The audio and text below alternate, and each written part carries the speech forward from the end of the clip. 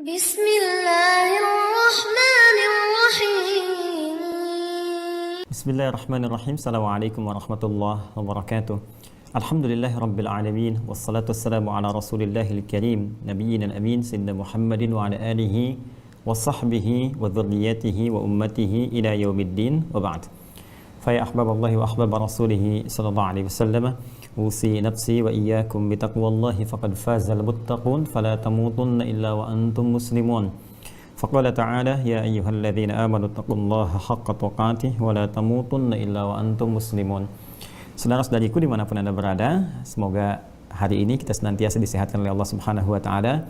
Alhamdulillah berjumpa kembali dalam kajian Aqsa Al-Quran Sunnah Solution. Hari ini telah kita masuki tanggal ke-16 di bulan Syawal tahun 1442 Hijrah, berganti Maghrib, sudah masuk hari baru, dan tentunya masih di bulan Syawal, masih di pertengahan. Semoga Allah Subhanahu wa taala memberikan rahmat kepada kita semua, memberikan kemudahan dalam beribadah, dan tentunya diberi kekuatan untuk menyempurnakan siam sunnah yang 6 hari di bulan Syawal itu, untuk memberikan limpahan pahala sempurna atau bilangan paripurna termasuk dengan Ramadan. Man shoma ramadhana thumma atba'ahu sittan min Syawal faka'annama yasumud dahra kullahu. Siapa yang menunaikan puasa Ramadan kemudian diikuti dengan 6 hari di bulan Syawal, maka seolah-olah dia telah menunaikan puasa selama sepanjang tahun. Dan telah saya uraikan saat Ramadan bagaimana korelasi hadis ini dengan perhitungan ya secara matematis dalam konteks pahala. Ya, Ramadan 30 hari dikalikan standar, paling standar pahala dalam Al-Quran surah ke-6 Al-An'am ayat 160. Man jaa bil hasanati falahu asyru amthaliha. Siapa yang mengerjakan satu perbuatan baik yang punya nilai ibadah dan punya nilai pahala, maka dicatatkan setiap satu perbuatan itu dapat 10. Jawabannya 10 kebaikan. Jadi kalau 30 kali kita puasa 30 hari, setidaknya kita dapatkan 30 kali 10 jadi 300 itu kan. Itu ukuran standarnya. Lantas ditambah dengan 6 hari bulan Syawal kali 10 lagi. Maka 60, 300 tambah 60, 360. Maka Nabi menggunakan bahasa ka'annama. Ya, seakan-akan seolah-olah dia mendapatkan pahala puasa sepanjang tahun, kan? Bukankah 1 tahun kurang lebih 365 hari hitungan Masehi kan? Dan 354 kurang lebih hitungan Hijriah. Jadi pas diambil tengah-tengahnya 360 hari. Jadi kita berdoa mohon pada Allah Subhanahu wa taala semoga Allah menyempurnakan kesuksesan puasa Ramadan kita dengan meningkatkan amal saleh di bulan Ramadan dan setelahnya untuk bisa menggapai husnul khatimah di hadapan Allah Subhanahu wa taala. Pun demikian sekarang malam Jumat Sayyidul Ayyam, mudah-mudahan kita diberi kekuatan untuk menghidupkan sunnah malam Jumat dan esok hari Jumatnya memperbanyak salawat pada Rasulullah sallallahu alaihi wasallam, kemudian membaca surat Al-Kahf. Juga ada nanti sebagian riwayat dengan surah Yasin, silahkan. Mau Yasin silahkan, surat Al-Kahf silahkan. Jangan lupa nanti untuk potong kuku juga, ya kan? Kemudian juga persiapan esok hari untuk meningkatkan ibadah dan doa kepada Allah Subhanahu wa taala. Kita awali jumpa kita dengan bermohon pada Allah, mendoakan saudara-saudari kita yang belum beriman, semoga Allah berkenan menguatkan jiwa mereka untuk beriman pada Allah Subhanahu wa taala, untuk bersyahadat sebelum wafat kembali kepada Allah. Semoga para pelaku maksiat diberikan hidayah oleh Allah untuk kuat bertobat sehingga dapat kembali meniti nilai kebaikan, dan semoga diberikan keistiqomahan ya para pelaku kebaikan, orang-orang soleh untuk tetap soleh sampai menuju kepada Allah Subhanahu wa taala, dan semoga kita diikutkan dalam kebaikan-kebaikan yang tadi kita mohonkan kepada Allah.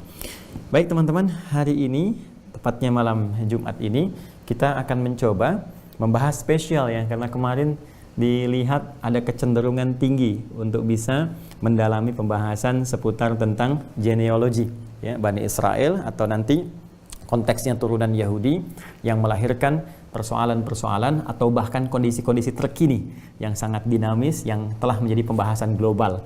Kita turunkan genealoginya, kemarin sempat kita uraikan kan, dari Nabi Ibrahim terus sampai nanti ke melahirkan Nabi Ishak, Nabi Yakub, kemudian 12 keturunan atau asbab ya, dan sampai di situ kan pembahasan kita.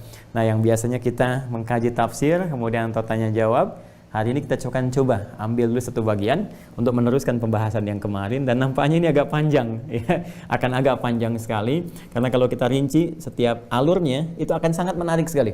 Ya, sangat menarik. Ada kisah-kisah kehidupan, ada genetika yang tersambung, dan mungkin kita juga akan mengetahui kita ini keturunan yang mana, tersambung kemana, seperti apa jalan hidup kita, dan bagaimana potret kehidupan di masa lalu yang nilainya kemudian ditransferkan ke masa-masa setelahnya, kemudian ditransformasi dalam bentuk perbuatan yang esensinya sesungguhnya memupuk kita untuk bersikap baik, mempertahankan kebaikan seperti orang baik di masa lalu, kemudian kita tingkatkan di masa kini sesuai dengan masa kita, dan belajar dari kesalahan-kesalahan umat yang pernah salah di masa lalu agar jangan terjebak pada kesalahan serupa.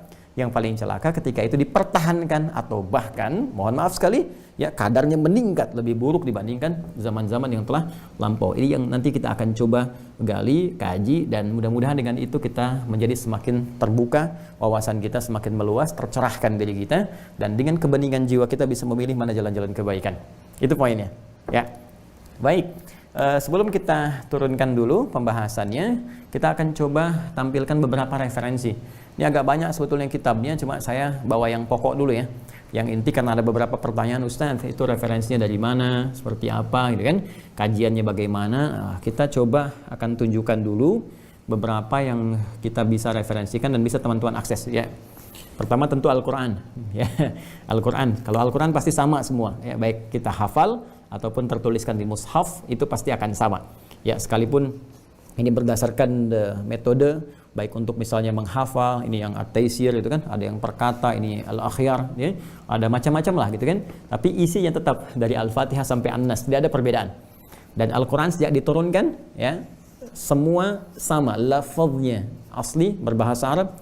Jadi dari zaman Nabi Muhammad SAW sampai dengan sekarang, sampai kapanpun tidak berubah ya, lafaznya, bacaannya, bahkan ini di mushaf dituliskan teman-teman ya, walaupun sepeninggal Nabi SAW kemudian apa yang dihafalkan itu dituliskan untuk memudahkan kita mengaksesnya, sebagai petunjuk Nabi meminta tim ad hoc di masa beliau ya untuk juga mencatat di bagian-bagian yang bisa dicatatkan ya, ada yang di pelepah kurma itu kan, ada di bagian-bagian tertentu yang itu nanti akan dikumpulkan, dicek, disesuaikan dengan hafalan. Jadi hafalan dicek ke situ, tulisan pun dicek dengan hafalan, dan nanti kemudian hari dikodifikasikan dalam bentuk mushaf yang sampai sekarang nanti oleh masanya Utsman bin Affan diperbanyak, disebarkan ke 5 kota utama sampai sekarang sampai di kita, maka dikenal dengan nama Mushaf Utsmani, walaupun nanti sepeninggal Nabi itu sudah ada proyeksi-proyeksi ke arah sana.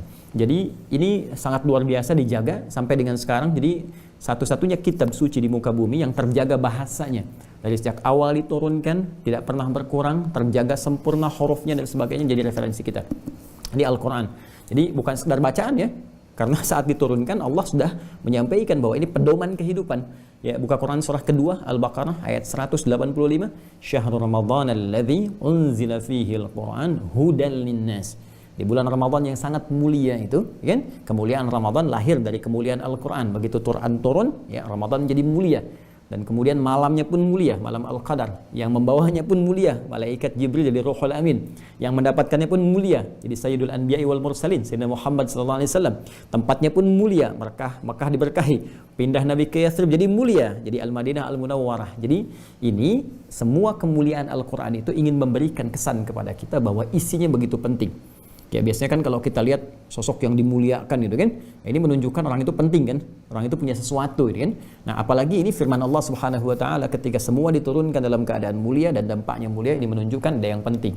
Jadi Al-Quran bukan sekedar bacaan, bacaan adalah pembuka kita untuk memahami isinya sehingga mendapatkan pedoman kehidupan yang layak untuk berperilaku, untuk meniti ibadah kembali pada Allah Subhanahu Wa Taala. Ini akan menjadi penting dalam kajian bahasan kita. Kemudian teman-teman sekalian yang mungkin jarang saya share ya, yang jarang saya share juga, saya pun mengkaji referensi di kitab-kitab lain ya. Ini contohnya saya punya koleksi Alkitab ya. Jadi ada yang saya dapatkan dari sejak tahun 2001, berarti usia saya masih 17 tahun tuh. Ya 17 tahun saya sudah belajar. Dulu saya punya dihadiahi dari Injil Barnabas gitu kan. Nah, yang sudah tidak banyak digunakan kekinian. Jadi 2001 saya sudah belajar, 2002 saya belajar kristologi. Jadi saya punya koleksi yang terdahulu. Nah, kemudian ini pun ada yang baru saya beli tadi siang, saya beli lagi untuk melihat ya apakah nanti ada penyesuaian kata atau perubahan-perubahan atau yang lainnya. Nah, ini juga saya punya koleksi Alkitab. Ini yang Alkitab terjemah baru, Holy Bible New International Version, ya New International Version ini punya. Kemudian nanti ada Alkitab sepanjang tahun, ini juga ya. Nah, ini saya punya. Kemudian ada yang jenisnya seperti ini, ya Alkitab Journal. Nah, saya punya juga. Ada yang berbahasa Inggris juga, ini ya, ini saya punya. Kemudian ada beberapa lagi yang lain. Nah, ini bacaan-bacaan ya. Nah, ini ada Purwa Pustaka juga, ya eksplorasi ke dalam kitab-kitab Perjanjian Lama, ya. Dan ini, nah ini juga saya punya. Biasanya kalau ada riset, saya suka kaji, suka beli, gitu kan, suka koleksi. Dan alhamdulillah sebagian sudah saya hafalkan. Ya, sebagian dari sejak 2001 itu sudah saya mulai menghafal karena ada riset-riset yang saya senang Al-Quran ini, kemudian lihat kan, dikomparasikan, dilihat, karena di Al-Quran sendiri nanti ada beberapa firman Allah Subhanahu wa taala yang mengindikasikan, mengisyaratkan kepada kita bahwa Al-Quran ini akan menjadi timbangan, parameter satu kebenaran. Itu dari iman kita yang kita yakini ya. Karena itu untuk membuktikan itu kita mesti cek. Nah, nanti saya di Tripoli juga belajar. Ya, selama setahun nanti ada materi ini, ada Orientalism juga. Yang paling menarik teman-teman sekalian, ada saya punya koleksi Talmud juga. Cuma nanti nggak bisa saya hadirkan malam hari ini. Itu yang paling terkait dengan kondisi sekarang. Nanti kalau sudah masuk ke titiknya, saya tunjukkan kepada Anda bagaimana nanti prajurit-prajurit tentara-tentara Zionis itu tiap hari Sabat itu, hari Sabtu dia baca-baca itu, dan itu sangat luar biasa dampaknya. Ya, dampaknya bagi rakyat Palestina, bagi kita juga dan sebagainya. Ada sesuatu yang nggak terbayangkan oleh kita. Bagaimana kita disebut oleh mereka dengan ghayyum dan sebagainya. Ya, nanti kita akan bahas ketika sampai ke sana. Jadi komparasi yang saya lakukan adalah ini menjadi timbangan. Nanti kita akan lihat secara ilmiah ya. Kita akan perbandingkan bagaimana versi Al-Qur'an, bagaimana versi di Alkitab, khususnya nanti pas sampai Perjanjian Lama dulu ya, di Perjanjian Lama. Kemudian nanti bagaimana turunan-turunan hadis, kemudian juga bagaimana di Perjanjian Baru dan turunannya seperti apa. Dan nanti kalau kita ada waktu, kita bisa komparasikan juga. Ya, misal kita lihat sarjana Alkitab ya, yang masuk Islam kan ada di Ikhwan itu Ustadz Bangun Samudra ada, gitu kan? Kemudian Ustadzah Irana Handono ada, atau nanti juga dari versi aslinya, atau mungkin kita bisa mendengar informasi ya dari pendeta misalnya, atau dari pastor dan sebagainya, sehingga kita menjadikan ranah ilmiah, ya, ranahnya ilmiah. Jadi sifatnya argumentatif, ilmiah, dan keindahan Islam menjadikan lakum dinukum waliyadin. Yang penting kita mendapatkan sebuah fakta, informasi yang ada argumentasi di dalamnya, kemudian di situ menjadi wawasan untuk kita. Ya, jadi bagi umat Islam bisa menguatkan keimanan, dan itu menjadi lahan dakwah, gitu kan. Dan di situ ada pilihan, dan masing-masing dengan pilihan itu menghadap kepada Allah dengan pertanggungjawaban amalnya masing-masing. Indah kan kalau begitu. Nah, itu yang diajarkan orang tua kita dulu. Ya, makanya sering ada diskusi bukan celaan. Satu mencela ini, satu mencela ini, bikin statusnya. Nah, nggak seperti itu, ya.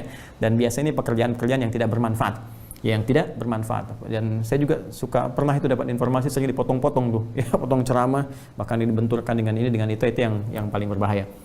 Baik teman-teman, kemudian saya juga mau tunjukkan buku penting ya, The History of Palestine, karya John Kitto ya ini. Ini bisa di-download. Ini makanya saya contohkan yang downloadnya. Ya, teman-teman sekalian. Ini saya berikan ini. Ya. Ini bisa di-download. Nah, ini ya. The History of Palestine from the Patriarchal Age to the Present Time. Nih, karya John Kitto. Ini bagus banget nih bukunya, teman-teman sekalian. Ya. Ini bagus banget bukunya. Jadi, ini pun nanti ya, kita bisa timbang lagi, tapi ini ada objektifnya. Ini objektifnya tuh langsung mengurai dari masa banjir besar tahun berapa terjadi, kemudian nanti Tarah lahir tahun berapa yang disebutkan ayahnya Ibrahim itu kan. Ya, nanti ada Azar, ada Tarah, kemudian Ibrahim lahir tahun berapa, kemudian terus sampai ke bawahnya sampai nanti kekinian. Dan nanti ada yang sangat menarik. Ya, dan di antara yang paling menarik itu nanti teman-teman sekalian, Anda menemukan fakta-fakta baru yang dari keterangan sumbernya langsung. Ya, dan itu sangat menarik sekali. Seperti saya punya yang ini misalnya. Saya mau tunjukkan di sini teman-teman sebelum kita mulai. Ya kan kemarin kita ngaji kan? Ngaji, nanti saya tuliskan lagi anak-anaknya dari Yakub itu kan. Alaihissalam itu kan menyebar. Nah, ini kan saya tunjukkan kepada teman-teman. Ini ada peta nih teman-teman sekalian. Nah, peta ini dari yang ini aja coba kita contohkan ya. Division of Canaan kan. 1200 sampai 1030. Ini before century, sebelum Masehi ya. Nah, ini sebelum Masehi. Ini kita temukan teman-teman sekalian, ini penyebarannya nih. Ada Dan, itu kan? Nah, Dan itu kan anaknya Balhah, itu kan. Nah, kemudian nyebarnya kemana? Ini ada Judah, kemudian Judah itu Yahuda, ada Ruben, kan? Ini ke sini tempatnya di mana? Jad di mana, itu kan?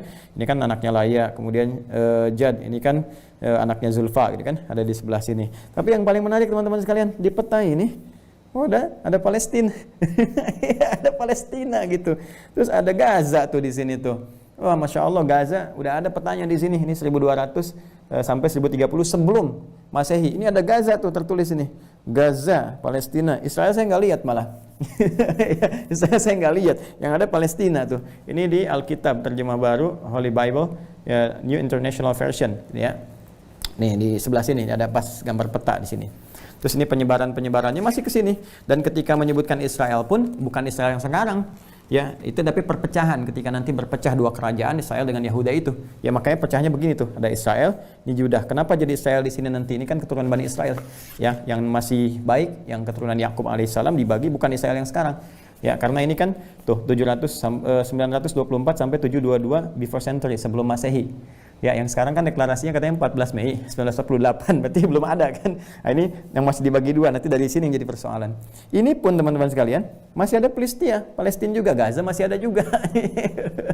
Jadi Masya Allah, Palestina, Gaza masih ada tuh. Ya, jadi kalau sekarang nggak ada, nah, ada yang salah tuh. Ini saya ambil dari peta sini. Nah, ini hal-hal yang menarik maksud saya yang bisa kita ujikan. Ya, itu bisa nanti diargumentasikan ya. Jadi di sini kita kajian ilmiah ya, argumentatif sifatnya, dan nanti menambah wawasan gitu. Nanti kita bisa kemudian komparasikan, dan tadi seperti yang saya sampaikan, saya juga belajar, kemudian kita baca juga riset, bukan sekedar baca ya, tapi riset, didalami, dikaji, belajar juga dalam. Kemudian saya belajar kristologi juga, baca Talmud juga, beberapa bagian dilihat, dikomparasikan, dan bukan kaleng-kaleng gitu. Nanti kita bisa komparasikan dengan sarjana-sarjana Alkitab yang lain, sehingga kita dapat wawasan atau minimal pengetahuan yang bisa diuji.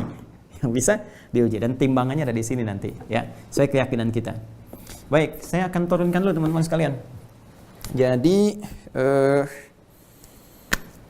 kemarin kan kita tulis begini kan. Nah, ini berdasar permintaan. Ini papan tulis sudah lumayan panjang. Kalau makin panjang lagi ke sini kayaknya nanti kita cari, insya Allah ya. Nanti kita cari. Ini Ibrahim alaihissalam, ya.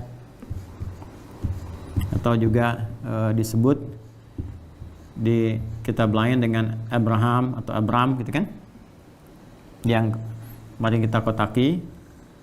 Ya, karena intinya nanti ada di sini, ya, Abul Anbiya, gitu kan? Nah, kita sudah tarik teman-teman sekalian. Beliau ini lahir tahun 1996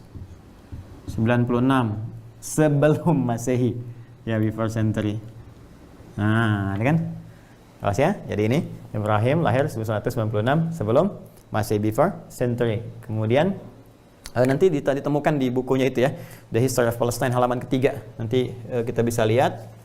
Nah, teman-teman sekalian, ini sengaja saya ginikan supaya bisa diambil gitu kan bagian-bagiannya, dan memudahkan kita untuk mendapatkan informasinya. Seperti kalau saya sebutkan di sini misalnya nanti banjir besar gitu kan, dimulai nanti terjadi tahun kapan? 2348 ya.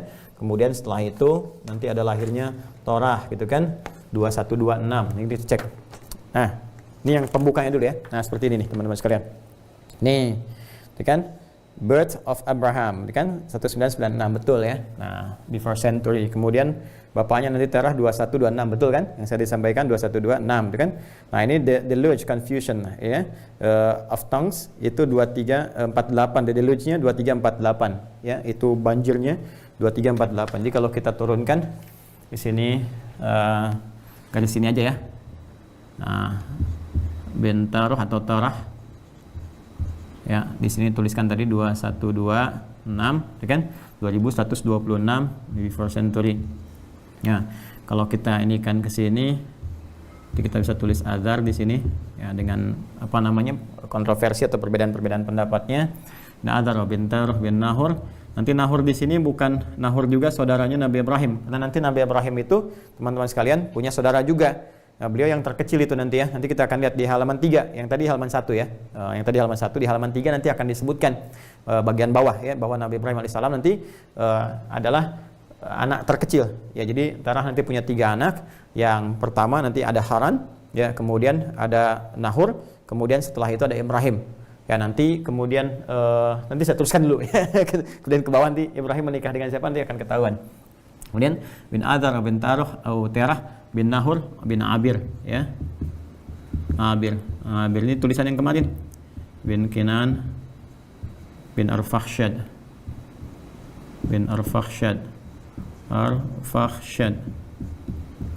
bin Sam, ya, bin Nuh alaihissalam. Ya, ini ya, Nuh bin Mikhlail, bin Matushalah, bin Kinan, bin Anwas, bin Tis, bin Adam alaihissalam. Ya, kadang-kadang nama kakek sering diulang lagi ke bawahnya, itu biasa.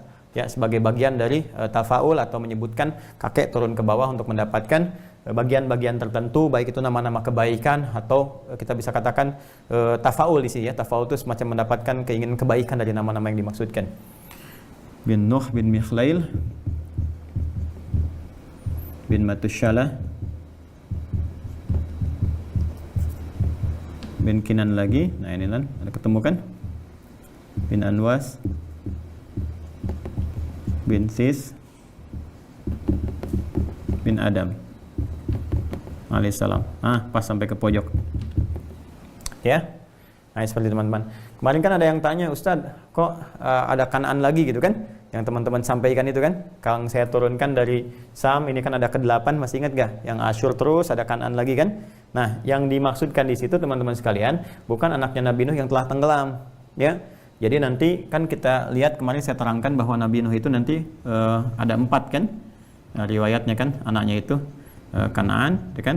Yang disebutkan nanti dalam riwayat-riwayat dulu, ini nanti tenggelam dan dikisahkan juga di Al-Quran dan sangat viral sampai dengan sekarang.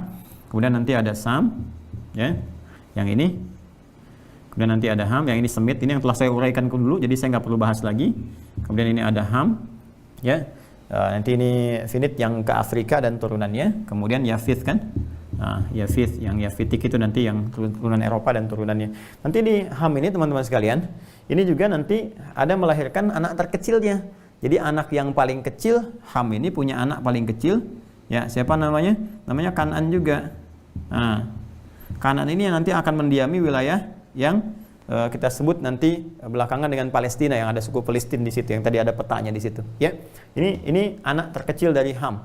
Ya, barangkali untuk mengenang kakaknya yang paling atas itu kan, supaya dia bisa berubah, bisa lebih baik, diberi nama dengan nama Kanaan. Dan ini nanti akan ada turunan ke bawahnya seperti dikisahkan juga oleh John Kittle. Nanti akan jadi sebutan orang-orang yang menghuni di daerah itu disebut dengan Kananis. Ya, Kananis. Ini halaman pertama, nih saya bacakan ya teman-teman sekalian. Nah, ini dia nih. Ya, Palestine became the habitation of a portion of the tribes. The second did from Canaan, the youngest son of Ham, the youngest son of Ham, ya kan? Nah, ini dia Kanaan, the youngest son of Ham. Itu kan yang seperti yang saya telah sampaikan. Kemudian di sini diteruskan, hence the country acquired its earliest name, the land of Canaan. Karena itu ketika dia datang ke situ, maka tempatnya diberi nama dengan land of Canaan, gitu kan? Tempatnya Canaan. And the inhabitants were collectively called Canaanites. Jadi para pengikutnya Kanan ketika dia berkembang di sini, Kanan terus termasuk nanti kita akan temukan turunannya yang tadi disebut dengan Filistin tadi. Ya, jadi ada di sini posisinya. Nanti ketika masuk ke dinamika ke Palestina dan sebagainya setelah fasenya Musa, saya akan cerita lagi ke sini. Jadi saya jawab dulu apa yang teman-teman tanyakan kemarin. Saya lihat beberapa di kolom komentar ada yang tanyakan lagi. Jadi Kanan yang ini bukan Kanan yang di sini. Ya, baik. Nah, sekarang kita ke sini teman-teman sekalian. Jadi kita terangkan tadi Nabi Ibrahim alaihissalam di Terah ini punya 3 anak nih yang belum saya sampaikan. Ini yang paling bungsu Ibrahim alaihissalam. Kemudian ke sini Nahor. Nahor itu bukan Nahor yang ini ya, tapi tadi kadang-kadang ada tafaul gitu kan, mengambil dari sebelumnya. Kemudian anak pertamanya disebut dengan Haran. Nah, Haran ini teman-teman sekalian nanti punya satu anak laki-laki namanya Lut. Makanya saya katakan kan Ibrahim dan keponakannya ini, Lut keponakannya kan ke Ibrahim ya. Jadi paman ke sini nih. Dari ini pun nanti jadi nabi ya, yang nanti kaumnya mendapatkan azab dari Allah Subhanahu wa taala. Nanti yang viral kisahnya juga termasuk di Quran. Kalau mau gampang ini ketemu sama ini, lihat di Quran surah ke-51. Ini Adz-Dzariyat di ayat yang ke-24 sampai dengan 30 dan turunannya. Ya, jadi di situ nanti malaikat ketika akan merespon permintaan umatnya Nabi Lut untuk diazab, mampir dulu ke tempatnya Nabi Ibrahim. Karena itu nanti Nabi Ibrahim mengatakan di situ ada Lut gitu kan, ada saudara beliau. Maka disampaikanlah bahwa Lut akan selamat ya, kemudian juga dengan beberapa umatnya kecuali istrinya dan beberapa yang tidak taat ya, kaum di antara kaum-kaum yang ada pada masa itu yang tidak taat kepada Allah Subhanahu wa taala. Ini teman-teman sekalian. Kemudian ini juga punya dua putri. Jadi Haran ini meninggal duluan. Jadi ini meninggalkan seorang anak laki-laki dan 2 perempuan, ya. Mitslah, ya. Satu lagi adalah Sarah atau Sarai, ya. Nah, setelah ini nikah dengan Nahor, Sarah ini nikah dengan Ibrahim. Jadi ke sini asalnya. Jadi Sayyidah Sarah ini ya asalnya dari sini, dari Haran punya anak ini, kan, dan nikah dengan Ibrahim. Dulu kan masih terbatas keturunan-keturunan itu. Jadi adanya pernikahan-pernikahan terbatas di lingkungan itu nanti yang menjadikan berkembang biak. Nanti hukum-hukum pun akan melebar. Baru dari situ nanti ada aturan mahram sampai ke kita sekarang, ya.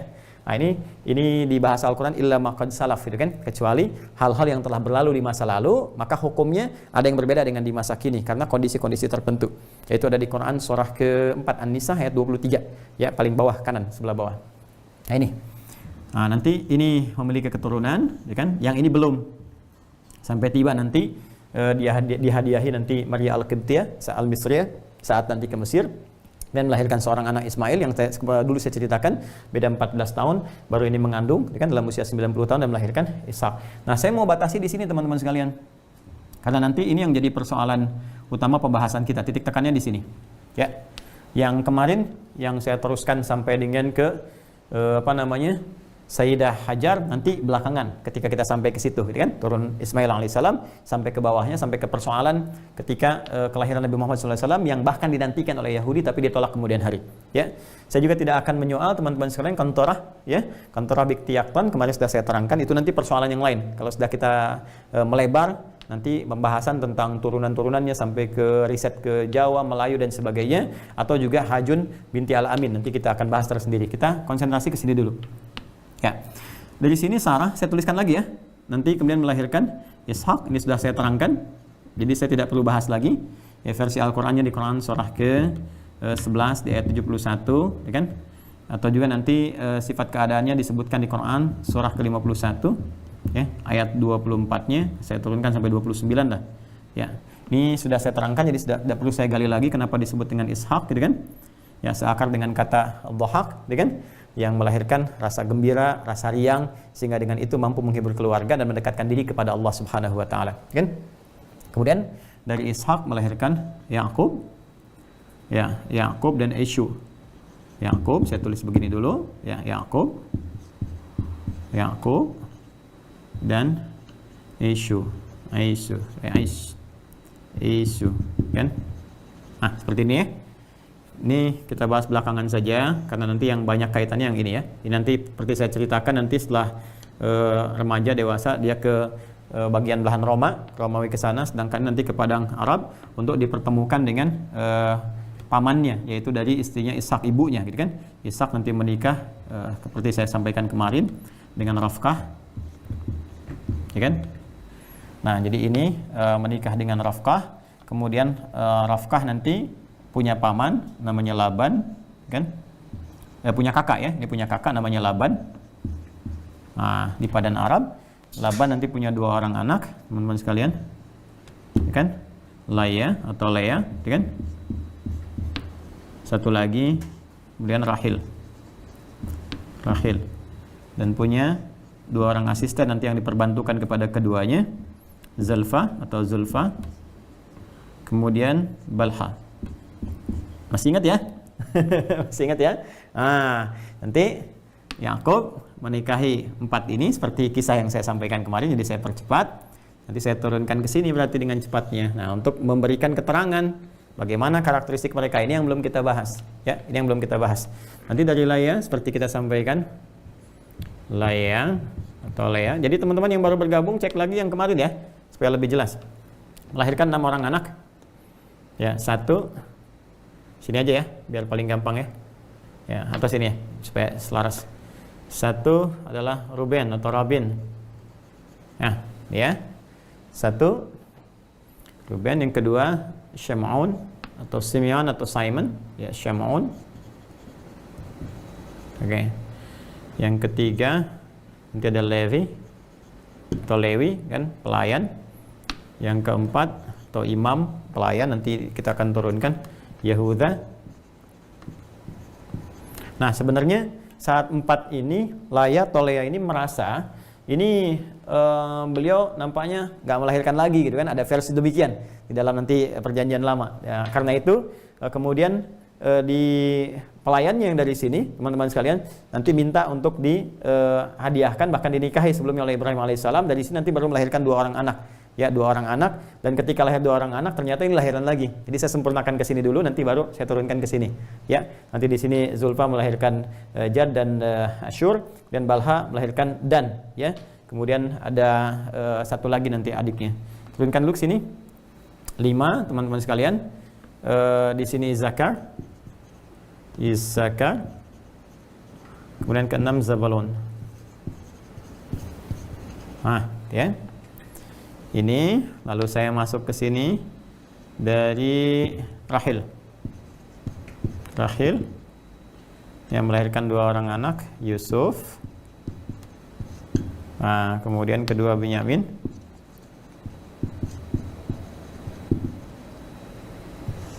Kemudian Zulfa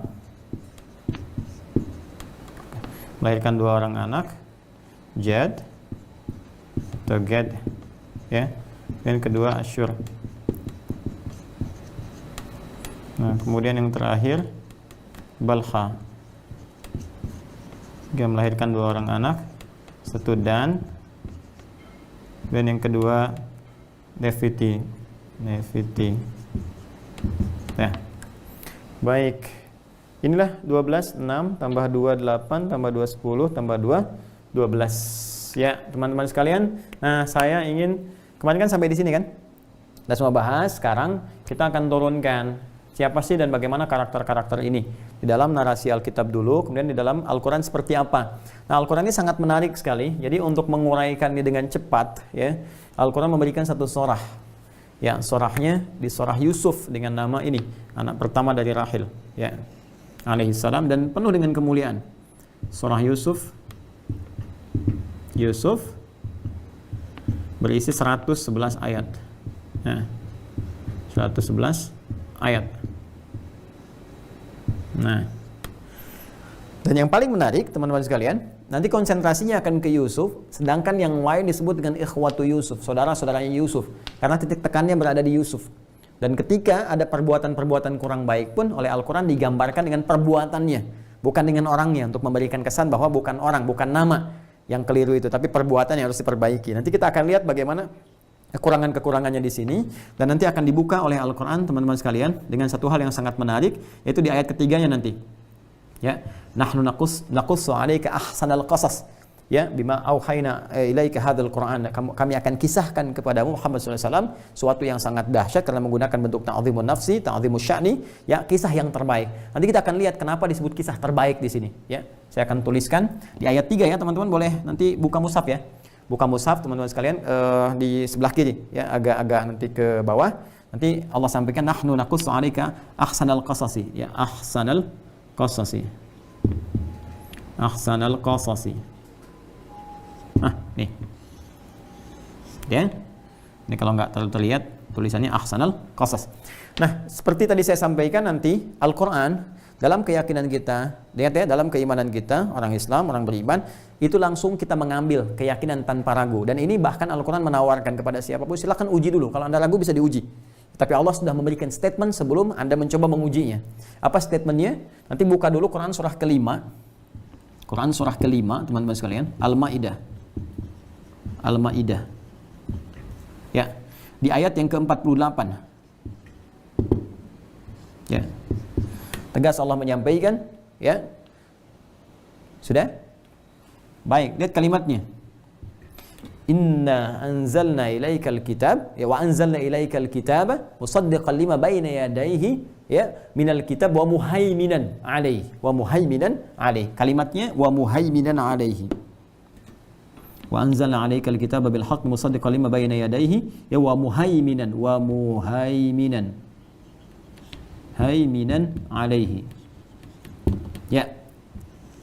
Dan kami turunkan kepadamu Muhammad sallallahu alaihi wasallam dengan Al-Qur'an. Ini kisah ini, ya, ayat ini diturunkan setelah Allah menjelaskan sebelumnya Taurat, menjelaskan kemudian Injil, menjelaskan persoalan-persoalan di dalamnya. Lalu Allah tegaskan, dan kami turunkan kepadamu Muhammad sallallahu alaihi wasallam Al-Qur'an, kan? Dan ini disamakan oleh Allah, ya, nama umumnya. Alkitab, sesuatu yang tersusun dengan baik, Ya harusnya baik itu kan. Jadi Taurat disebut dengan Alkitab, tapi namanya spesifik untuk menunjukkan ini kepada Musa. Kemudian juga Injil disebut dengan Alkitab untuk menunjukkan spesifik Injilnya kepada Isa alaihissalam. Ya, tapi ada kesamaan. Alkitab artinya yang tersusun dengan sempurna, dengan baik. Tapi nanti ada persoalan, disoal oleh Al-Quran, ada persoalan-persoalan di kitab sebelumnya itu yang tidak senafas dengan risalah yang dibawa oleh Musa alaihissalam, Isa alaihissalam dalam tinjauan Al-Quran, dan itu disampaikan, silahkan diuji kebenarannya. Makanya ketika Allah menurunkan ayat 48, Allah mengatakan di ujungnya wa muhaiminan alaih, ya wa anzalna alaikal kitaba, ya wa anzalna ilaikal kitaba bil haqqi musaddiqan lima baina yadayhi wa muhaiminan alaih. Ya, jadi kata Allah, kami turunkan Al-Quran kepada Muhammad SAW, ini pun Alkitab, tersusun dengan sempurna, nggak ada cacatnya sama sekali, gitu kan? Dan ini akan membenarkan risalah yang sampai kepada Musa. Artinya nih, risalah yang benar kepada Musa tuh ini, risalah yang benar kepada Isa tuh ini, dan menjadi timbangan, ya, pada informasi yang datang setelah Musa dan Isa yang sampai kepada Muhammad SAW. Dia ditimbangan, apa yang dimaksud timbangan? Parameter kebenarannya. Silahkan ukur. Jadi kalau ada yang tidak sesuai dengan Al-Quran, berarti ada persoalan di dalamnya. Nah, bagaimana kemudian Al-Quran menampilkan itu yang sangat indah, nanti kita akan lihat. Ya, kita beri contoh misalnya teman-teman sekalian. Ya, kita kenalan dulu ya. Kita kenalan dulu sama ini, itu satu nih. Ruben misalnya teman-teman sekalian. Ini anak pertama. Ya. Dikisahkan dalam Alkitab bahwa Ruben ini anak baik.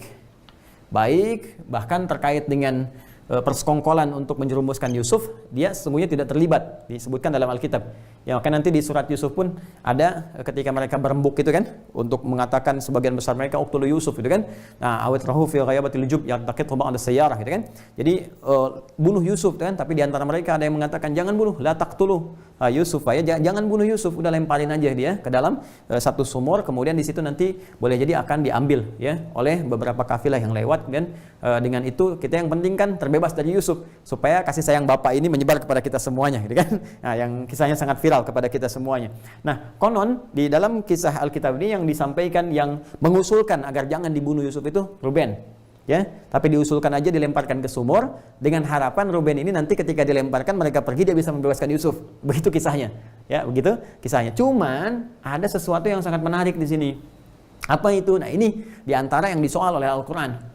Ya, disoal oleh Al-Quran dan menjadi sesuatu yang pantas untuk diluruskan dalam konteks narasi ya. Kita akan lihat apa itu. Kalau teman-teman buka misalnya kitab Kejadian. Ini ada di saya ya, jadi bisa saya cek. Tapi teman-teman juga bisa googling juga. Ya, kan ini bisa online sekarang. Al-Quran juga demikian, bisa online. Anda tinggal buka, nanti tinggal diluruskan Kejadian. Coba pasal 35, ini saya cek hafalan, nanti saya cek juga situ ya. Pasal 35 di ayat 22. Kalau mau dari ayat 21 boleh, 21 sampai 22. Dan ayat 22-nya saya buletin, ini intinya. Ya, di Kitab Kejadian, Genesis, bagian pertama, kan Genesis, ya, Kitab Kejadian, kemudian ada Exodus gitu kan, kemudian Hijrah, Keluaran dan turunan-turunannya. Sekarang kita masuk sini dulu. Kitab Kejadian pasal 35 ayat 21 sampai dengan 22. Di sini teman-teman sekalian disebutkan, mohon maaf sekali nanti saya bacakan kalau teman-teman tidak percaya. Ruben ini ya berzina dengan siapa? Dengan ibunya juga, ibu sambung ke sini dengan Balha. Ini yang disebut di situ disebut dengan gundiknya Yakub, ya, bahasa yang mungkin kita bisa luruskan gitu kan.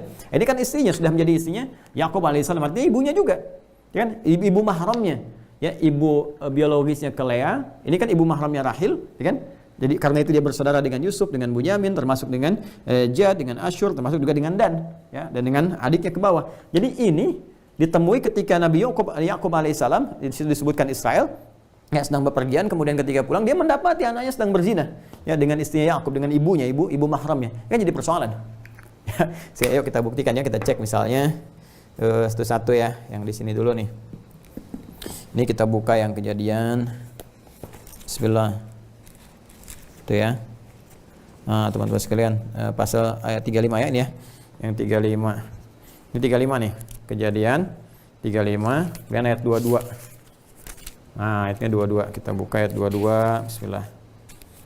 Nah, ini nih, teman-teman, ayat 22. Ini ya, kamera boleh dibesarkan ya ini. Ini kitab Kejadian Genesis ya, 35. Ini 35 yang ini, ya. Kan? Kemudian ayatnya 22 nih, ayat 22 sini. Kalau saya baca dari 21 seperti saya tuliskan, saya baca ya. Sesudah itu berangkatlah Israel, maksudnya Yakub, ya, yang saya sudah ceritakan kan kenapa disebut dengan Israel. Kemudian lalu ia memasang kemahnya di seberang Migdal Eder. dua-duanya ketika Israel diam di negeri ini, terjadilah bahwa Ruben sampai tidur dengan Bilha, gundik ayahnya, dan kedengaranlah hal itu kepada Israel. Nah, ini jadi persoalan.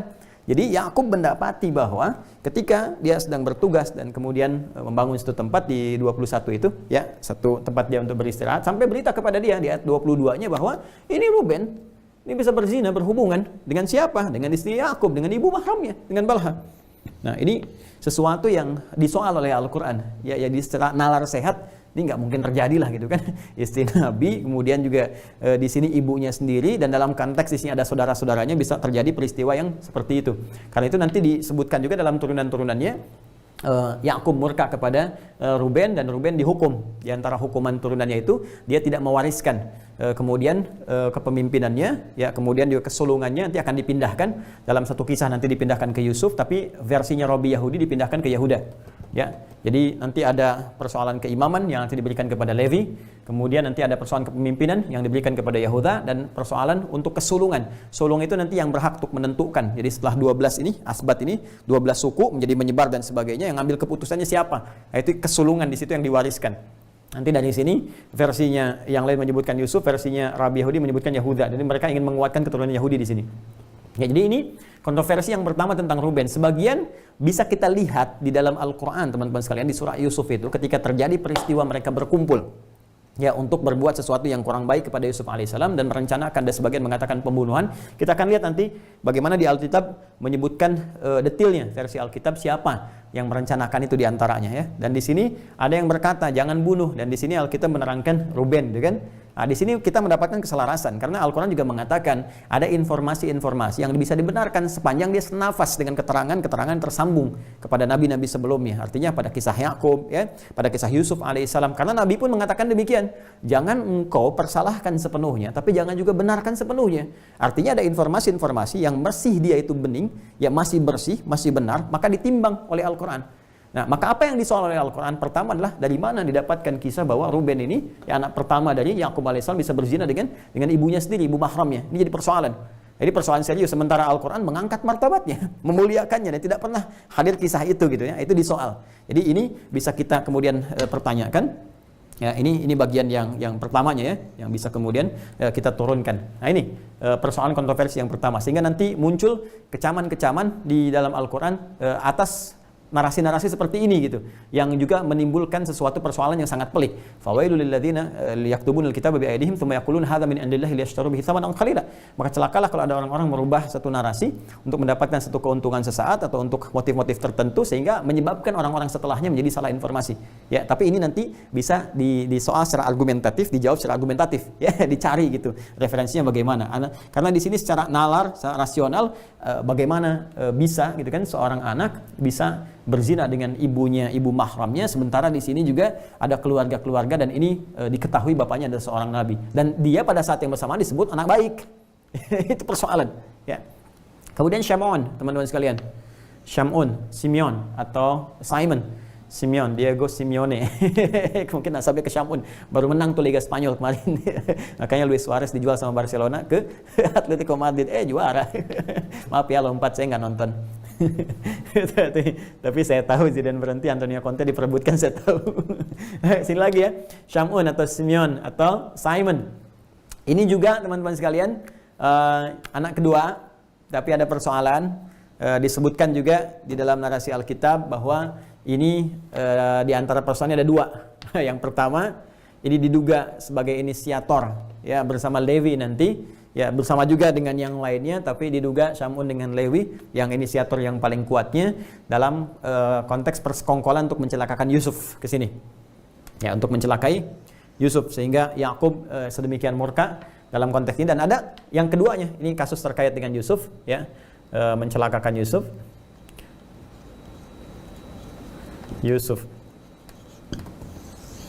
Ya.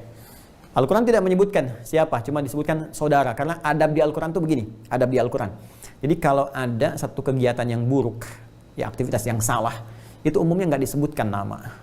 Ya, seperti Fir'aun, kan, sejahat-jahatnya Fir'aun tuh, ya, itu Fir'aun, ya, nama gelar yang melekat pada Raja Mesir, itu kan, Abu Lahab misalnya, kan. Di situ ada juga nama aslinya nggak disebutkan, tapi inisial. inisial disebutkan atau misalnya umum saudara-saudaranya Yusuf, untuk memberikan kesan begini, untuk memberikan kesan bahwa boleh jadi ke depan tuh ada nama yang serupa, tapi mungkin nggak berbuat seperti itu, sehingga dengan nama itu tidak dikenang sebagai sesuatu yang jelek gitu. Apalagi nanti maknanya jadi baik. Misalnya Syamun ini kan baik asalnya, yang mendengar, yang taat, bahasa Ibrani kan yang mendengar, yang taat, yang patuh gitu kan. Nah, nanti kemudian dia berbuat sesuatu yang kotor, disebutkan seakan-akan nama itu menjadi jelek, sehingga ada stigma ke dalamnya. Maka Al-Quran lebih memberikan berita tentang ikhwah Yusuf, ya, saudara-saudaranya. Dan itu pun nanti akan dijelaskan bahwa mereka bertobat, mereka memperbaiki diri dan sebagainya. Nah, cuma di sini ada informasi yang sangat menarik, ya, di Alkitab disebutkan teman-teman sekalian di bagian keduanya itu. Jadi mereka ini juga, ya, Syamun terutama Levi ini yang bersekongkol untuk melakukan pembunuhan, ya, terhadap siapa? Terhadap ada satu kelompok, ya teman-teman sekalian, yang mencoba untuk memperkosa saudarinya, Dian namanya. Jadi punya saudari, ini Dian namanya. Nah, Dian ini juga nggak dijelaskan apakah ini kaitannya dengan Dan, di sini anaknya Balha, perempuan, apakah ini laki-laki atau ada yang lainnya. Nah, ini akan ada sekelompok orang yang mencoba untuk memperkosanya, ya. Kemudian setelah itu mereka marah, merencanakan kemudian untuk pembalasan. Maka Syamun ini meminta mereka dari kalangan Khidim namanya untuk datang, dikasih berita, dijebak gitu ya. Gimana caranya? Ya, mereka diminta untuk sunat. Nah, ini untuk menunjukkan bahwa sudah ada sunat nih. Oh ya, sudah ada sunat nih. Awas, hati-hati nih. Sunat sudah ada. Jadi di masa-masa ini belajar dari Ibrahim alaihissalam ke atasnya. Maka memang sunat kan dari fitrahnya Nabi Ibrahim sebelumnya, yang kemudian diteruskan di masa Nabi Muhammad SAW sampai ke kita. Makanya kita disunat kan. ini diminta oleh mereka untuk sunat, untuk mendapatkan keberkahan, kebaikan, kebersihan. Begitu mereka masih merasakan sakit dalam sunat itu, maka dibunuhlah orang-orang Khidim pada saat itu. Ya, maka ini sampai beritanya kepada Yakub alaihissalam, dan Yakub begitu marah. Ya, marah, dan dengan kemarahan itu kemudian Yakub menyoal, ya, mereka semuanya ini, menyoal mereka semua sehingga menghukum mereka, ya, menghukum. Di antara hukuman-hukumannya nanti Levi dimintakan untuk jadi pelayan, ya, makanya nanti ada kitab imamat setelahnya gitu kan, Levitikus gitu kan ke sini.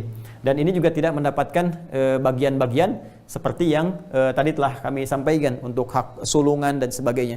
Dan ini yang menjadikan kata Alkitab boleh jadi karena inilah Yusuf nanti disebutkan narasi ketika masuk ke Yusuf menahan Syamun, ya. Syamun ini ditahan oleh Yusuf alaihissalam, ya, di redaksi Alkitab ditahan saat mereka datang 10 saudara ini selain Bunyamin datang ke tempatnya Yusuf ketika ada di Mesir untuk meminta bahan makanan, ya, karena pangan mulai menipis, krisis pangan, kemudian datang ke sana. Yusuf tahu itu saudara-saudaranya, ya, tapi mereka tidak menyadarinya. Di surat Yusuf juga ada, nanti Anda baca ya 111 ayat itu. Ya, karena mereka tidak menyadari, Yusuf tahu, maka oleh Yusuf kan dilakukan sebuah trik sehingga saudaranya bisa berkumpul kembali dengan beliau, ya. Tapi di sini agak beda nanti narasinya, ya. Di sini agak beda narasinya teman-teman sekalian di Alkitab, bahwa nanti Yusuf menahan Syamun, ya, kemudian diminta mereka kembali sana, diberikan sedikit supaya merasa lapar dan untuk balik lagi untuk membawa Bunyamin. Bunyaminnya benar di sini. Dan disebutkan di sini Syamun, ya, yang ditahan. Kenapa ditahan? Ada dugaan kuat di tafsirnya itu bahwa Syamun ini diduga yang merencanakan untuk persekongkolan mencelakai Yusuf. Karena itu Yusuf berkenan untuk menahannya terlebih dahulu. Ada tafsirnya di sini, bisa kita baca nanti. Ini teman-teman sekalian, ya, jadi ini yang terkait dengan Ruben, Syamun, Levi. Walaupun nanti di sini dari Levitikus nanti, ya, pembahasan tentang imamat ini, pelayanan-pelayanan dari Levi di kemudian hari tetap nanti akan menurunkan nabi-nabi, terkhusus juga Musa alaihissalam nanti akan ada dari keturunan ini. Nah, ini nanti saya terangkan ketika hijrah ke Mesir ada berapa jumlah anaknya. Ya, nanti ini ada 3, ini ada 6, ini ada 3, kemudian Yahuda. Ini pun persoalan juga nih. Yahuda ini agak repot menerangkannya teman-teman sekalian. Jadi Yahuda ini, teman-teman, ini termasuk yang disebutkan bertanggung jawab, ya, punya jiwa kepemimpinan kuat, tapi punya persoalan juga. Persoalan pertama terlibat dalam persekongkolan Yusuf. Yang kedua, ini mohon maaf sekali, ini disebutkan juga di Alkitab, dia senang berzina. Ya, dia senang berzina gitu. Jadi seringkali kemudian cari, ya, bahasa kita ya, perempuan-perempuan kurang baik gitu kan. Saya nggak bisa menyebutkan yang di sini karena terlalu ekstrim bahasanya, sundal gitu kan, mencari sundal. Jadi teman-teman kalau baca nanti tentang kisah Yahuda, Anda bisa googling aja sih, ya, Yahuda misalnya kebiasaan seperti Anda akan temukan, ya. Jadi saya sudah baca di sini juga. Nah, bagaimana persoalan yang menimpa Yahuda ini, bahkan yang titik yang paling ekstrim adalah dia berzina dengan menantunya sendiri, ya. Jadi ini ceritanya nanti punya anak laki-laki, anaknya meninggal, kemudian menikah dengan nanti anaknya Nabi Daud yang turunan Daud nanti ya. Nabi Daud alaihissalam nanti punya istri namanya Makkah nanti punya anak namanya Tamar. Nah, Tamar ini pun ada masalah juga. Disebutkan nanti di turunan Alkitab ini cerita bahwa dia waktu kecilnya, mohon maaf sekali ya, sudah diperkosa, kemudian dari situ tumbuh dewasa menikah dengan anaknya Yahuda. Satu kali ketika anaknya ini meninggal, ini kan masih menantunya nih. Ya, ini pergi ke rumah bordir dengan tempat-tempat yang seperti itulah gitu kan. Istilahnya tempat-tempat untuk menjual diri. Ini pun jalan-jalan gitu nyari. Nah, ini nggak tahu kalau ini menantunya. Ini persoalan. Ya. Ini nggak tahu kalau ini adalah menantunya, maka terjadilah kemudian sesuatu yang sangat dahsyat, dan ini dinalar oleh Al-Qur'an, sesuatu yang rumit untuk dibenarkan. Ya, maka ini jalan kemudian menawarkan kambing untuk bisa bergaul dengan Tamar, ditawar oleh Tamar ini teman-teman sekalian dengan tanggungannya sekalian, artinya dikasih barang-barang jaminan dan sebagainya, disepakati, maka terjadilah hubungan. Ya, begitu terjadi hubungan, ini mengandung, ini jadi persoalan. Dalam kandungannya itu nanti melahirkan bayi kembar. Ya, yang pertama Peres, yang kedua Zerah. Nah, ini yang paling bermasalah. Dari Peres inilah teman-teman sekalian nanti akan terus melahirkan siapa coba? Ya, Yesus. Ini persoalan. Ini nanti akan dibahas karena ini sangat sensitif sekali, tapi saya punya, ini kan versi Alkitab sendiri. Ya. Nanti ini akan ada turunkan dari sini, bisa di Matius, bisa ya pasal 1 ayat 1 sampai dengan 16. Di Lukas juga ada teman-teman sekalian, ya dari ayat 23 sampai dengan 33, 34 akan ditemukan juga. Dan yang paling menarik nanti antara Matius dengan Lukas agak berbeda. Di Matius nanti ada 41 turunan nasab, di Lukasnya ada 57, sudah beda 16. Dan turunan 7 dengan 8 sudah beda antara ini dengan ini. Nah, ini juga yang disoal oleh Al-Qur'an. Ya, kok bisa gitu turunannya dari sini, kejadian terjadi seperti ini melahirkan, bahkan kemudian ada di sini Maria, ya. Maria mengandung anaknya Yusuf. Jadi di sini turunannya ke Yusuf nanti.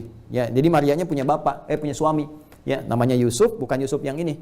Ya, nanti punya suami namanya Yusuf, melahirkan Yesus disebutnya ini yang menjadi Kristus kemudian hari ini disoal. Ya, nanti Al-Quran akan meluruskan itu termasuk di kisahnya Maryam. Bagaimana Al-Quran membebaskan Maryam dari tuduhan, ya, dan memuliakannya, dan bagaimana Nabi Isa alaihissalam disebutkan 25 kali dalam Al-Quran. Padahal Nabi Muhammad disebutkan 4 kali, Ahmad disebutkan sekali, gitu kan?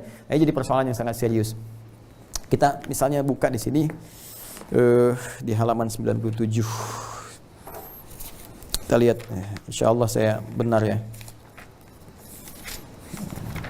Bismillahirrahmanirrahim. Ya, kita teman-teman sekalian, kita bisa lihat misalnya, ini nih benar kan, halaman 97. Nih teman-teman sekalian.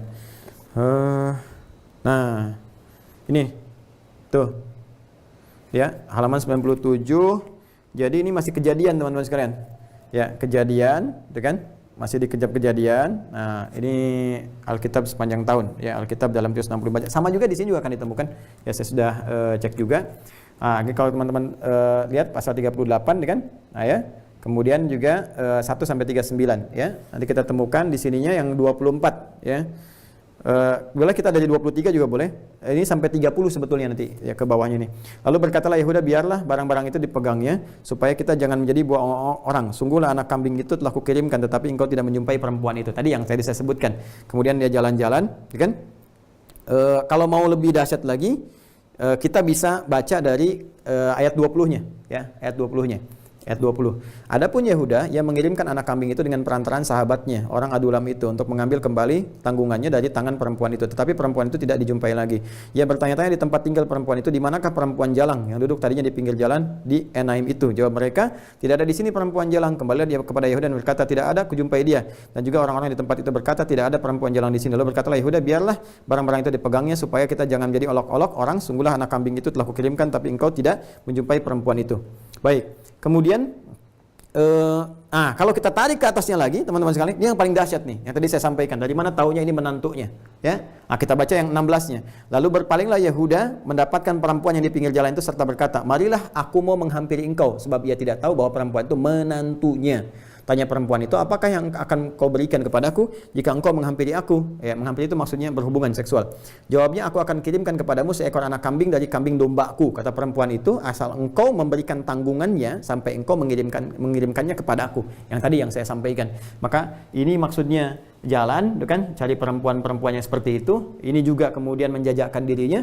ya, maka terjadi dialog, terjadi kesepakatan, transaksi, yang ini mau ngasih kambing, ini minta ditambahkan dengan tanggungan, barang-barang tadi disebutkan. Nah, kemudian di ayat 24, sesudah kira-kira 3 bulan, dikambarkanlah kepada Yahuda, Tamar, menantumu bersundal, bahkan telah mengandung dari persundalannya itu. Lalu Yahuda berkata, bawalah perempuan itu supaya dibakar. Nah, ini yang paling bahaya, yang paling repot. Jadi, begitu ini berhubungan kan teman-teman sekalian, ya. Ini menarik juga nih, ini bisa kontradiktif ya.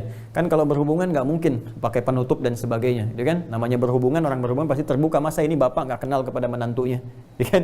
Ya kan? Nah, ini kalau dia masih transaksi nutup, ini wajar. Tapi kalau sudah berhubungan, nggak mungkin nggak kenal. Nggak mungkin nggak kenal. Makanya ketika 3 bulan setelah hubungan itu, Tamar ini mengandung, disebutkan orang-orang ramai karena Yahuda kan di situ dihormati, kan, di suku itu dan seterusnya. Maka ketika disampaikan kepadanya ada perempuan yang bersundal, ya berzina dan sebagainya, dia minta dibakar. Mana orangnya gitu kan? Bakar saja gitu kan? Bahasa kita seperti itulah. Bawalah perempuan itu supaya dibakar. Ini bahasanya nggak saya tambahin, nggak saya kurangi.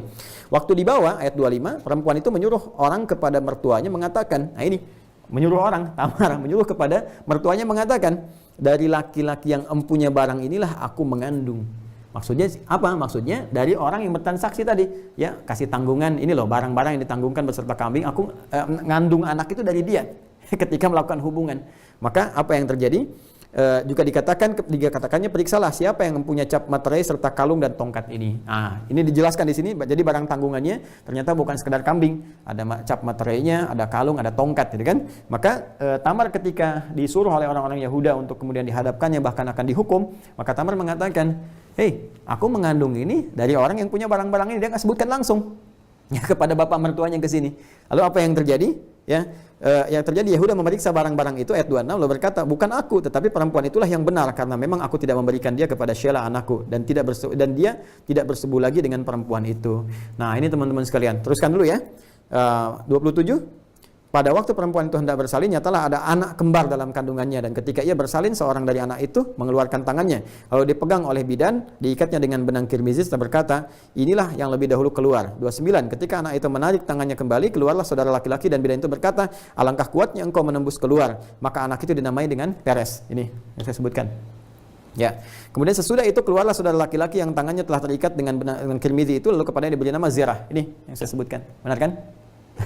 Nah, ini jadi kita bisa lihat di Kejadian ya pasal 38 dari 16 lah kalau mau sampai ke 30 seperti tadi yang saya sampaikan. Nah, ini ada sesuatu yang kontradiktif yang disoal oleh Al-Qur'an.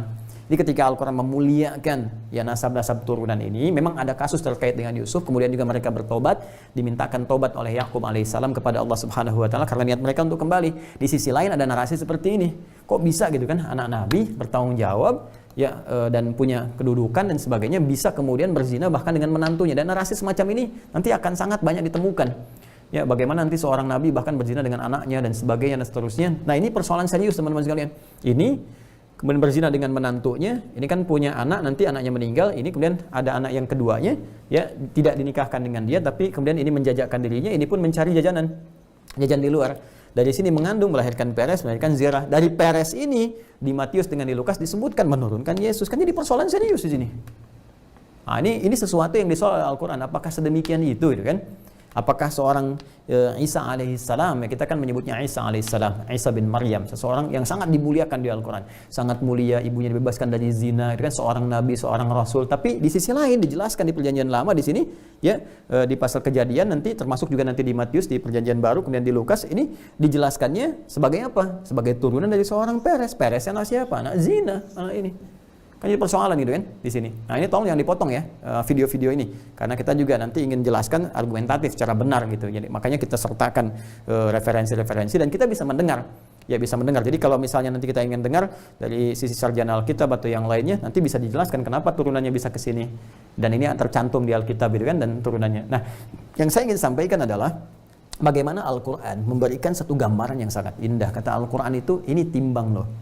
Ini masuk akal nggak? Ini timbang loh. Benar nggak referensi sejarahnya seperti ini? Maka Al-Quran menampilkan satu surah Yusuf, menampilkan satu surah Maryam untuk membebaskan Nabi Isa dari tuduhan-tuduhan semacam ini. Isa lahir dari perempuan yang sangat mulia, ya ibunya mulia yaitu Maryam. Kan kemudian juga kakek neneknya mulia, kakeknya Imran. Nanti ada surah Ali Imran. Bahkan dimuliakan keluarga besarnya. Dirilis, diterangkan silsilahnya. Ya, bagaimana kemudian Isa itu Yesus, gitu kan?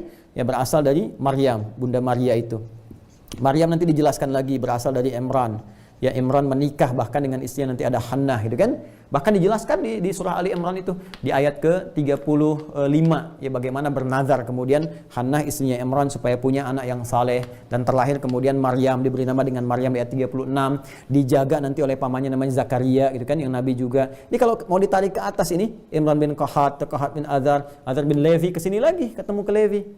Jadi semua dijelaskan dengan sempurna. Ya, jadi bahkan jelas gitu. Nanti Maryam yang ini nanti beda.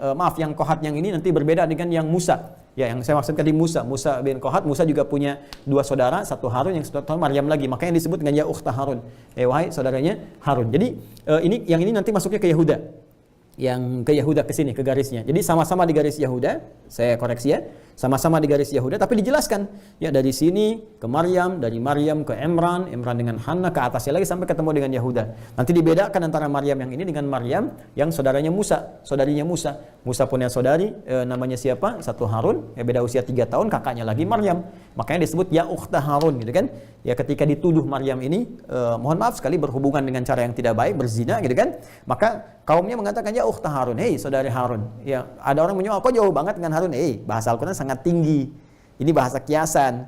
Seakan-akan ingin memberikan kesan bahwa kamu itu orang baik seperti Maryamnya saudari Harun baik kepada Musa. Kamu itu kan orang baik. Ya, seperti Imran, kemudian seperti dengan ke Zakaria. Bukankah di sini Maryam dekat dengan Harun? Bukankah Harun membantu kepada Musa alaihissalam? Bukankah Maryam dekat dengan Zakaria? Jadi diposisikan seperti majas di situ. Ya. Nah, jadi itu sangat luar biasa. Kamu ini perempuan baik, kamu ini perempuan yang baik-baik. Kenapa bisa kemudian tiba-tiba mengandung melahirkan? Maka dijawablah, maka turunlah Quran surah Maryam dengan namanya, surah 19 menjelaskan itu dari ayat 26-nya sampai dengan ayat 33. Ya, sampai mengatakan nanti di ayat 31-nya jelas. Ya ini Abdullah dan terusnya sampai membebaskan tuduhan kepada ibundanya. Ini jelaskan nasabnya sangat mulia sekali, sangat suci sampai ke sini. Nah, ini yang disoal oleh Al-Quran, kok bisa ada narasi begini? Makanya Al-Quran memberikan pandangan, ayo diuji dong secara sejarah gitu kan, apakah benar begini? Apakah benar seperti itu? Diuji semuanya. Makanya ketika Anda turunkan nasabnya, kok bisa di Matius 41 sedangkan di Lukas 57 nasabnya ke atas? Ya kalau dikatakan, ada yang mengatakan begini di antara sarjana Alkitab. Ya karena ini kan nasabnya dari Maryam, dari Maria gitu kan. Maria dialihkan ke atas gitu kan. Dari Yusuf dan ketika menikah dengan Maria mengandung melahirkan Yesus. Sedangkan ini turunnya berbeda, nggak disoal dari Marianya. Bolehlah. Ini dikatakan dari Daudnya. Tapi ketika kita naikkan dari Daud ke atas, dia ada keturunan 7 dan ke-8 namanya sudah beda. Nama yang di sini tidak sama dengan nama yang di sini. Jadi persoalan. Ya kan? Nah ini pun disoal dan itu tinggal dijelaskan saja kenapa bisa seperti itu, ya kan? Nah, nanti kan ada informasi yang sampai, nanti tinggal digali dengan fakta sejarah, selesai. Dan dahsyatnya dalam kondisi ini pun Al-Quran hanya menyampaikan informasi seperti itu dan memberikan pilihan. Anda yakin? Silahkan bersyahadat. Tidak yakin pun kembali kepada masing-masing dan kembali kepada Allah dengan segala konsekuensi yang telah dipilih. Itu dahsyatnya. Jadi bagaimana membangun kedewasaan dalam menerima informasi, mencari kebenaran yang sejati, tidak mencari pembenaran, tapi saat yang bersamaan memberikan pilihan sesuai dengan objektivitas masing-masing. Itu yang top, yang dahsyat, kan? Nah, jadi nggak benar juga, nggak boleh juga ada orang-orang Islam kemudian mencela dan sebagainya. Nggak boleh mencela. Di Al-An'am di ayat yang 108 jelas, la tasubbu, ya, jangan kalian mencela. Ya, orang-orang yang menyembah selain Allah Subhanahu wa taala itu jangan berbeda keyakinan, jangan, kalau bahasa kita jangan mencela orang beda keyakinan, nanti sadar nggak sadar dia mencela Allah, mencela Tuhan kita gitu kan yang kita yakini kebenarannya. Jadi jangan saling mencela. Yang ada adalah saling menyampaikan argumentasi, menyampaikan pengetahuan, kemudian diuji, dan dari pengujian itu serahkan kepada keyakinan masing-masing. Wah, itu luar biasa, ya. Lakum dinukum waliyadin. Nah, ini teman-teman sekalian, ini juga yang disoal nih. Ya. Nanti ini bersamaan ikut hijrah nanti dengan Yusuf. Nanti saya jelaskan Yusufnya dulu. Setelah itu nanti kita akan terangkan bahwa nanti ini saat hijrah punya 3 anak, ini 6 anak, ini 3 anak, ini 5 anak, 2 orang yang laki-laki meninggal, 3 orang perempuan ikut. Kemudian Izahar juga nggak banyak disebutkan referensinya teman-teman sekalian, kecuali Izahar ini terlibat dalam persekongkolan untuk kasusnya Yusuf saja ya di narasi-narasi ini, termasuk juga dengan Zabalon terlibat persekongkolan dengan narasi terkait dengan Yusuf. Tapi nanti ini pun akan menurunkan 4 orang anak yang ikut ke Mesir, ini juga 3 orang anak ikut ke Mesir saat hijrah ya. Yusuf alaihissalam sudah menjadi pembesar, kemudian ikut ke keluarga Potifar pada saat itu, dia membantu sampai diangkat dia menjadi orang kedua di kerajaannya Mesir pada saat itu. Rahil Yusuf ini udah ada suratnya di Al-Quran, surah ke-12, 111 ayat. Ya, di Alkitab juga tampilannya mulia, ya, sampai nanti dijelaskan banyak hal. Termasuk di pasal 39 yang menerangkan tentang Yusuf, di Kejadian, masih di Genesis ya, pasal 39 nanti diterangkan bagaimana seorang Yusuf itu yang sangat mulia sampai dirawat oleh Gudifar, sampai di tempat Gudifar yang tadinya diambil itu ya. Cuman perbedaan dengan Al-Qur'an, di sini kan tadi dikatakan Ruben yang mengusulkan dilemparkan ke dalam sumur, nanti Ruben akan ngambil, ternyata ini diambil duluan. Ini lucu juga di sini ya, dilemparkan ke sumur tapi diambil lagi gitu. Nah, ini juga agak ada pertanyaan. Jadi narasinya begini. Narasinya Ruben mengusulkan lemparkan ke dalam sumur. Ini kan sumur ya, fi ghayabatil jub yaltaqitu ba'da sayar yang dibahas Al-Qur'an. Jadi ketika dilemparkan ke dalam sumur ini, berharap Ruben ketika mereka meninggalkan ini dia akan nyelamatin, ya kan? Tapi ternyata mereka ini setelah melemparkan ini mengambil lagi dan menjuallah kepada orang-orang Ismail. Ini persoalan juga. Ismail siapa di sini? Kok tiba-tiba disebutkan? Ini persoalan serius. Ya, dan kalau sudah mereka mau lemparkan ke sini, kenapa mereka harus ambil lagi kemudian kali? Ya, kalau dilempar, logikanya kan kalau kita lempar tinggalkan tuh kan. Ini dilempar, ya kemudian diambil lagi, lalu dijual kepada orang-orang Ismail kemudian menjual kepada orang-orang dari kalangan Mesir sampai nanti dirawat sama keluarganya Gudifar. Kalau di ini disebut Potifar ya. Kalau kita di redaksi Arab menyebutnya Gudifar. Ini jual kembali. Nah, ini tidak ada masalah sih kalau mau dijelaskan dan turunan-turunannya sehingga menjadi tatanan informasi semata, kan? Baik teman-teman. Kemudian Yusuf sudah kita ketahui kisahnya. Kalau nanti mau ngaji, saya menyampaikan ini di Masjid Al-Fathu di Soreang ya. Jadi bahas tentang kisah Yusuf. Nah, yang paling menarik di surat Yusuf itu teman-teman sekalian, itu dibuka ayat 3-nya. Ya, ayat 3-nya. Itu dibuka dengan kalimat yang sangat indah sekali. Nahnu naqussu 'alaika ahsanal qasas. Ya, nahnu. Langsung pakai nahnu. Naqussu 'alaika ahsanal qasas. Jadi kalau di Al-Qur'an itu ada kata nahnu dan turunannya itu bisa na begini. Bisa inna pakai taukid, inna pakai na gitu kan. Nah, bisa inna begini, bisa na begini. Kalau yang na begini, inna digabungkan ada dua begini, seperti inna anzalna. Ya, ini na-nya ini kependekan dari nahnu. Nahnu ini fungsinya kalau bahasa Arab biasa standar itu untuk menunjukkan bentuk jama kalau ke makhluk. Tapi kalau keterangannya terkait dengan informasi dari Al-Qur'an disandarkan kepada Allah, maka dia punya dua fungsi. Satu ta'zimun nafsi. Ta'zim an-nafsi.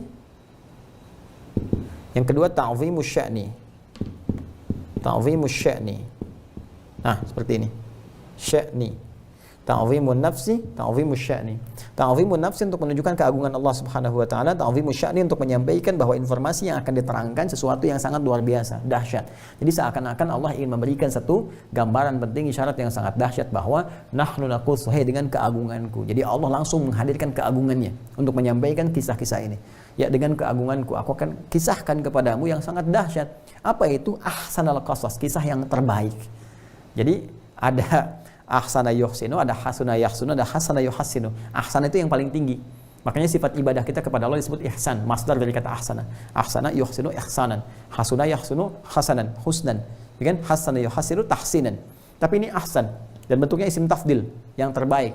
Ya, ahsan. Jadi kalau ada kisah-kisah menyebar seputar peristiwa ini, maka ini kisah yang paling baik, kisah yang paling benar, kisah yang alurnya sangat indah, yang sangat elok, yang sangat terhormat penyampaiannya. Ya kan? Maka dibuka oleh Al-Qur'an, nahnu naqussu 'alaika ahsanal qasasi.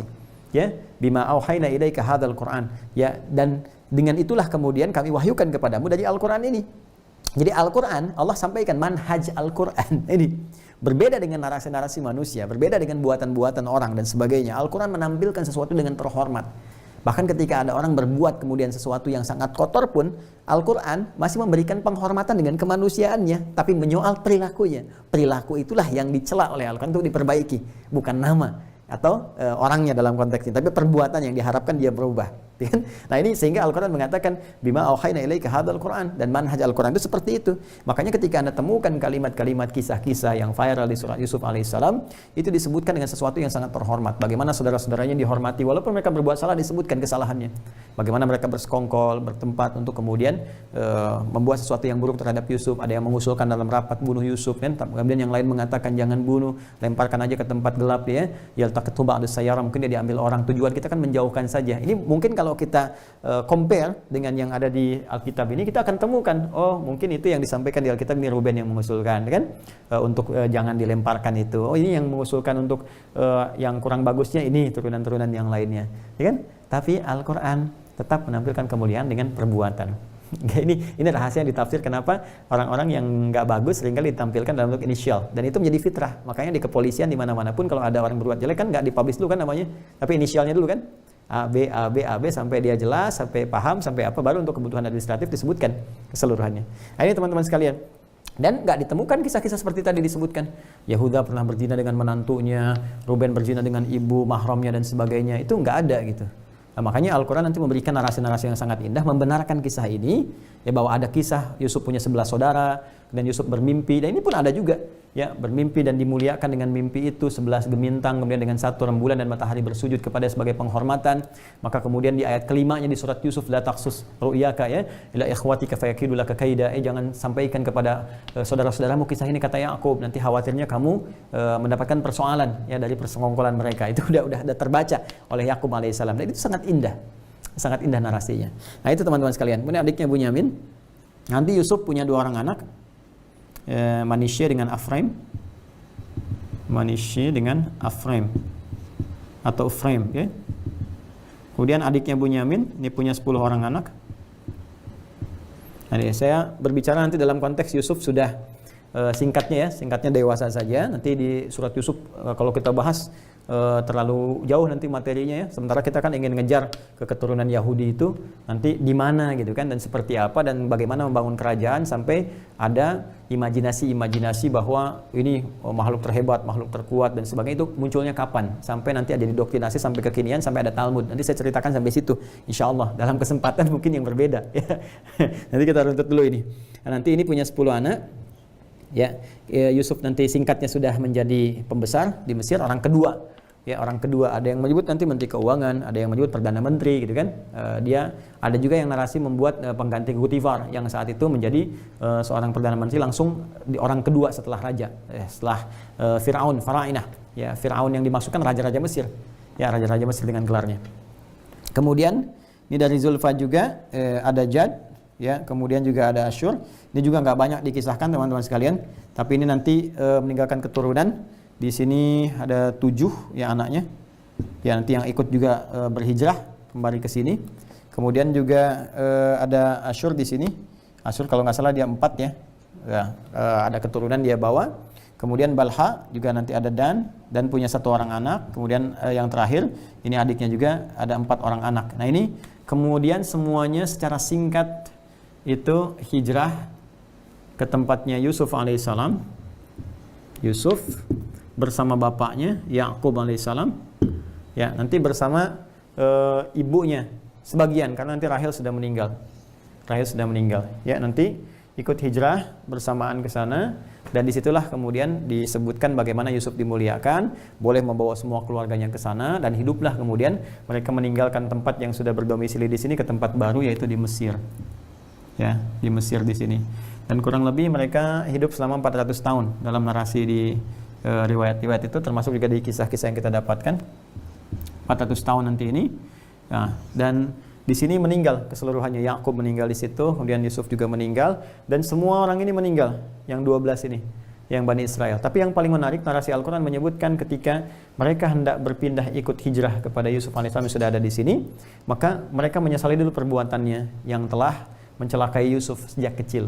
Jadi mereka sadar itu salah, gitu kan? Mereka sadar itu keliru. Kemudian mereka minta kepada bapaknya, "Bapak, tolonglah kami minta diampunkan kepada Allah Subhanahu wa taala. Kami minta bertobat kepada Allah Subhanahu wa taala." Maka bapaknya mohonkan istighfar kepada Allah Subhanahu wa taala. Ya, karena itu mereka juga disebut dengan orang-orang yang memohonkan ampunan, memintakan tobat kepada Allah, ya. Tobat itu kalau dalam bahasa Arab kekinian kan disebut dengan taba. Ya, tubuh. Ya, seakar dengan ini adalah hada. Hada yahdu, gitu kan? Nah, seperti ini. Ya kan? Nah, maka dari sini jamaknya dikatakan hadu. Nah, ya, hadu. Nah, hadu orang yang kembali, orang yang taubat. Makanya nanti indah sekali di Al-Quran itu teman-teman sekalian, ada satu diksi yang ditampilkan oleh Al-Quran untuk menyebutkan nama ini. Seperti Al-Baqarah ayat 62. innalladzina amanu paling kiri sebelah atas ya di mushaf standar, innalladzina amanu walladzina hadu wan nasara was-sabiina man amana billah. Awas, ada kalimat ini sering dipotong nih. Sementara orang nggak bertanggung jawab, yang bawa paham semua agama sama itu ya, dia potong-potong ayat tuh. Yang potong video aja bermasalah, apalagi potong ayat itu kan. Nah, itu teman-teman sekalian, innalladzina hadu, innalladzina amanu walladzina hadu. Semua orang-orang yang beriman itu, dan orang-orang, nah terjemahan kita disebutkan Yahudi kan? Ya, di situ kan. Padahal Yahudi juga ada lagi nanti di Al-Quran, termasuk nanti di penutup juz yang ke-6 di Al-Maidah itu kan, latajidanna asyaddan nasi adawatan lil ladzina amanul yahud. Nah, itu Yahudi disebutkan lagi. Yahudi nanti ada perbedaan di antara diksi ini. Jadi di sini ingin menunjukkan bagaimana mereka itu pernah bertobat. Makanya ketika disoal oleh Al-Quran itu selalu seperti itu. Kamu ini kan keturunan orang-orang yang pernah tobat kepada Allah Subhanahu Wa Taala, pernah minta kepada bapakmu kan, ditobatin kepada Allah ya supaya bagus lagi, supaya baik lagi. Janganlah bersikap yang semena-mena, jangan bersikap yang buruk. Itu diantaranya. Nah, jadi teman-teman sekalian, jadi ini dinarasikan oleh Al-Quran, disampaikan kepada kita bahwa sebelum berhijrah ke Mesir bersama Yusuf alaihissalam, nanti bertemu dengan keluarganya, dengan Yakub, dengan ibu-ibunya, kecuali Rahel ini ya, dan bertemu dengan Yusuf, menyatu di sana hidup nanti selama 400 tahun. Ini udah tobat duluan. Ya, udah tobat udah jadi baik, jadi nggak ada masalah di sini. Ya, jadi ketika gabung ke sini udah berketurunan 12. Nah, ini dari 12 ini dijaga teman-teman sekalian. Dari 12 ini kemudian terjaga klannya, klan ini, klan ini, klan ini, klan ini, klan ini. Nah, masing-masing nanti ada pemimpinnya. Dan tadi kan saya katakan kan di narasi Alkitab ini bahwa diwasiatkan, dinubuatkan oleh Yakub alaihissalam, atau nanti disebut dengan Israel, hamba yang saleh, bukan yang sekarang ya, yang muncul. Nah, nanti ini yang akan diteruskan kepada Yahuda nanti. Ya, sepeninggal nanti Yusufnya, ini yang memegang kemudian kesulungan baik dari kepemimpinan dan terusan-terusannya sampai nanti disampaikan juga nanti pernyataan di Alkitab. Ini nanti akan menurunkan tongkat estafet sampai dengan ke Mesias, ke Yesus. Cuman persoalannya yang tadi, Yesusnya lahirnya dari sini gitu kan. Peresnya lahir dari Tamar lahir dari perselingkuhan atau perzinahan, ini yang dipersoalan. Nanti kita akan bahas ketika sampai ke situ. Nah, jadi ini meninggal semua. Ya. Meninggal semua saat berada di sini, tapi sudah memiliki keturunan-keturunan. Keturunan-keturunan inilah nanti teman-teman sekalian yang akan berkehidupan kurang lebih selama 400 tahun terus ya, berkembang sampai muncullah persoalan-persoalan. Yang persoalan itu menumbuhkan satu perpecahan-perpecahan, gejolak sosial di masyarakat Mesir, sampai muncullah raja lagi. Rajanya itu yang zalim juga. Raja yang mana? Al-Quran nggak nyebutkan siapanya, tapi disebutkan jabatannya, rajanya Firaun. Itu yang kita populer disebutkan Firaunnya.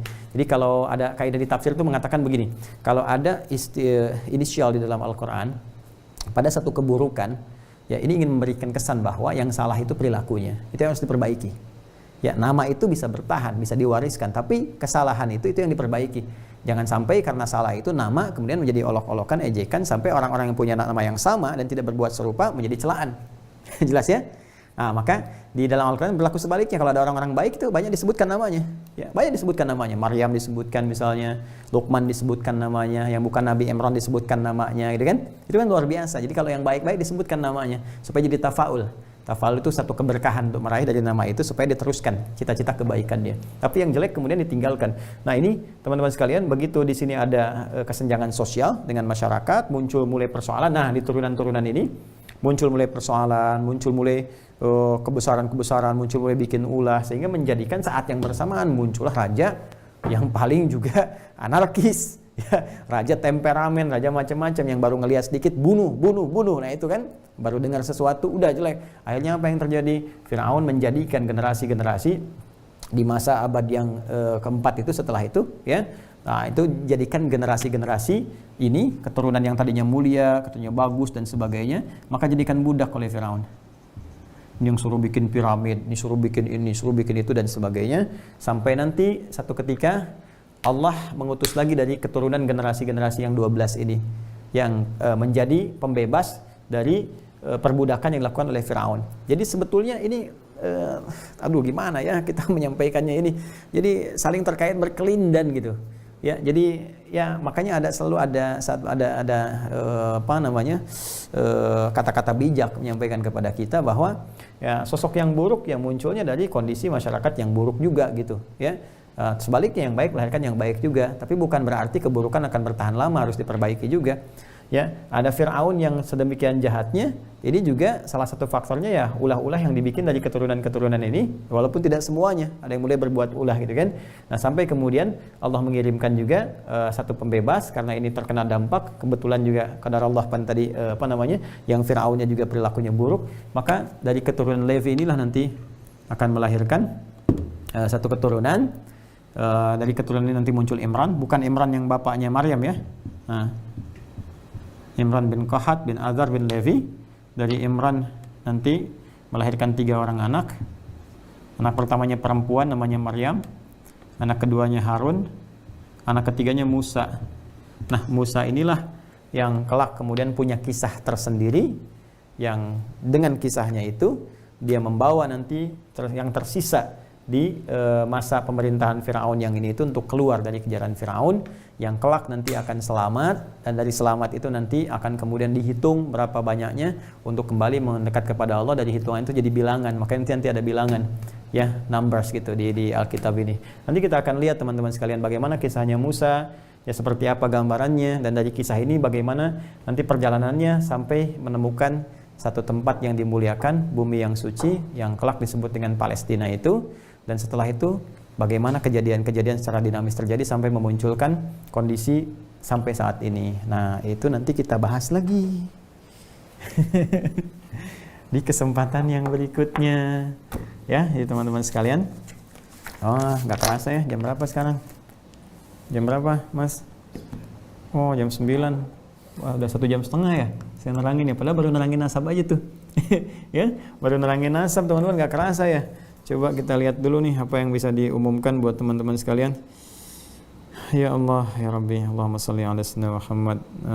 Ini coba kita lihat. Ya, ini sudah. Jadi ini ya yang saya sampaikan. Ini kita bisa berhenti dulu supaya nanti kita bisa teruskan lagi. Jadi yang 12 anak sudah selesai, dan kisah-kisahnya juga saya sudah sampaikan. Sampai dari Ruben sampai Balha ke Neftali ya, dan Neftali dari atas terus 12 sampai ke kisah, sampai ke ingat-ingat ya, sampai ke Mesir. Ini baru nyampe Mesir nih.